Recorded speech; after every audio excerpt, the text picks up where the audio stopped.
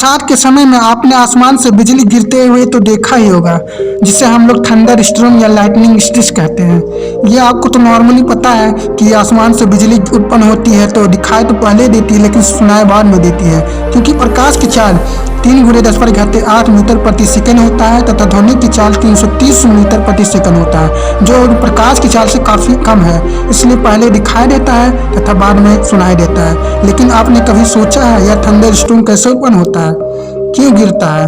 चलिए मैं आपको बताता हूँ। दोस्तों, दरअसल गर्मियों के समय में तालाब, नदी या समुद्र का पानी भाप बनकर ऊपर उठने लगता है तथा यह समुद्र से 165 की ऊंचाई पर जाने पर उसके तापमान में 1 डिग्री सेल्सियस की कमी आ जाती है, जिससे वह बर्फ के छोटे छोटे टुकड़ों को रूप ले लेता है। इसलिए आपने कहीं कहीं क्षेत्र में बर्फबारी होते हुए देखा ही होगा। यह छोटे छोटे बर्फ के टुकड़े हवा के चलने के कारण उसमें घर्षण होने लगता है, जिसके कारण उसमें स्टैटिक करंट उत्पन्न हो जाता है, जिसका पॉजिटिव चार्ज ऊपर तथा निगेटिव चार्ज नीचे हो जाता है। अब यह निगेटिव चार्ज पॉजिटिव चार्ज को ढूंढता है। दोस्तों, जब भी बारिश होता है तो आपने देखा ही होगा तेज हवाएं भी चलती हैं, जिसके कारण घास वगैरह में घर्षण के कारण उसमें भी चार्ज उत्पन्न हो जाता है, जिसमें पॉजिटिव तो ऊपर होता है और निगेटिव को अर्थ लेकर चला जाता है।